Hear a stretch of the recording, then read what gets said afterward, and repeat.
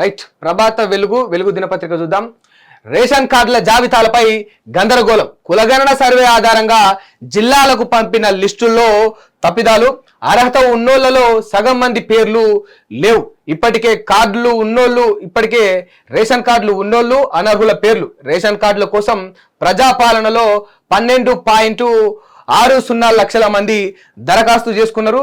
ఇప్పుడు లిస్టుల్లో పేర్లు లేకపోవడంతో ఆందోళనకు దిగుతున్న అర్హులు తమ పేర్లు తీసుకోవాలని, లేదంటే సర్వేను అడ్డుకుంటామని హెచ్చరిక.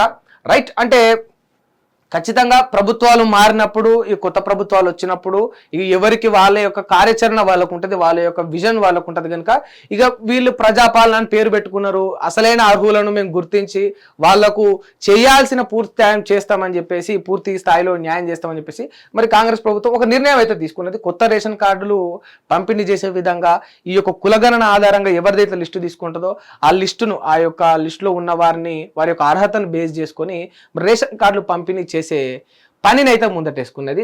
మరి ఇది వాస్తవానికి అట్టర్ ఫెయిల్ అయిందనే విధంగానే ఇక్కడ వార్త కూడా వచ్చింది. ఇక ఈ పత్రిక ఏదో నమస్తే తెలంగాణనో లేకపోతే ఇంకేదో ఇక బీఆర్ఎస్ కు వత్తాసు పలికే ఒక పత్రిక కూడా కాదు. ఇక వెలుగు దినపత్రిక. దీని ఓనరు మనకు తెలుసు, ఆయన ఏ పార్టీయో మనందరికీ తెలుసు.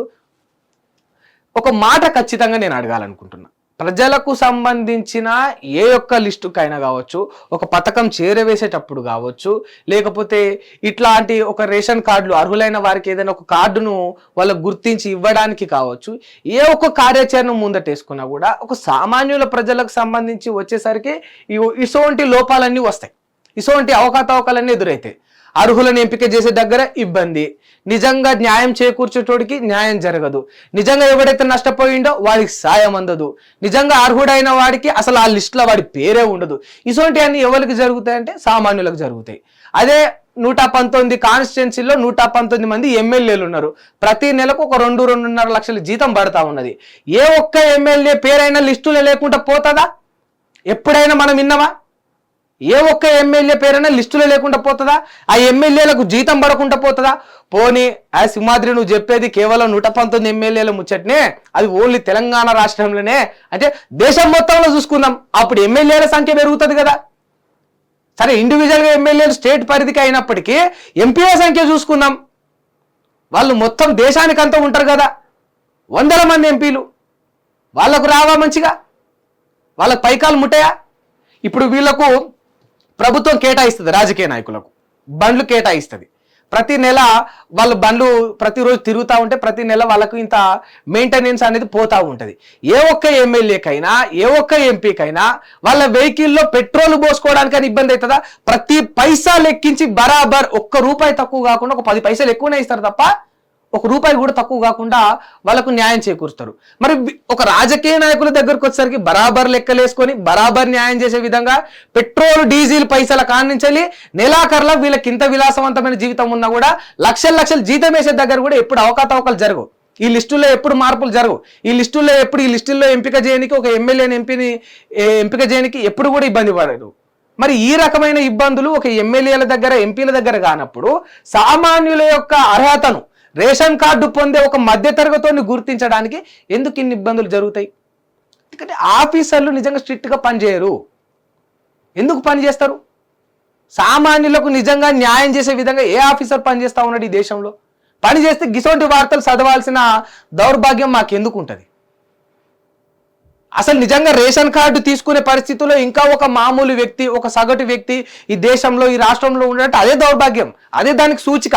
అంటే ఒక రేషన్ కార్డు మీద మేము ఆధారపడతా ఉన్నాం, మాకు గుర్తింపుకు ఆధార్ కార్డు చాలు. ఈ పప్పుకో ఉప్పుకో దేనికో నూనెకో మాకు ఒక రేషన్ కార్డు కావాలి, ఆ కార్డు పైన మేము ఆధారపడి ఉన్నామంటే ఇంకా వీళ్ళు ఎదగలేదని దాని అర్థం. వీళ్ళు ఎదగలేదు, ఇంకా ఎదగడానికి ప్రయత్నిస్తున్న వారు అందులో లిస్టులో లేరు. ఇక ఇంతకంటే దరిద్రం ఏముంటుంది? దీనికి ఒక ప్రజాపాలన అని పేర్లు పెట్టుకోండి, కాకపోతే పెట్టుకున్న పేర్లకు దగ్గర న్యాయం చేయండి.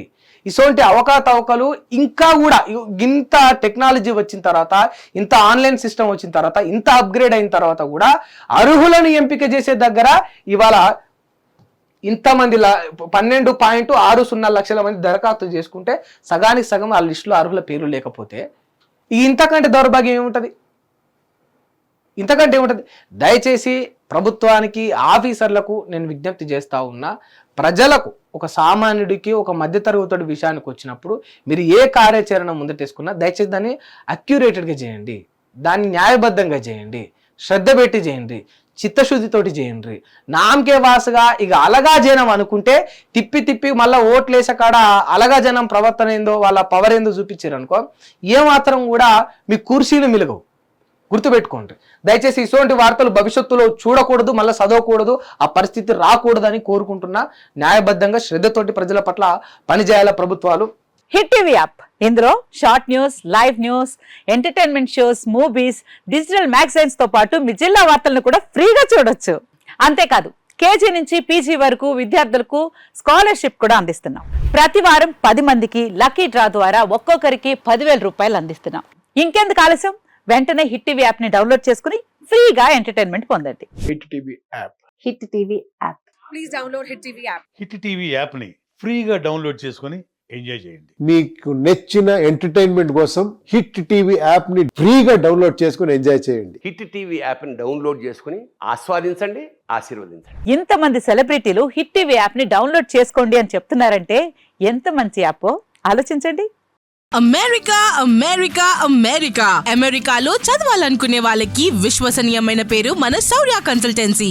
UK లో 1 year masters. UK లో 1 year masters. 2 years work permit up to 5 years visa. Contact Saurya Consultancy. Contact 89851 89851.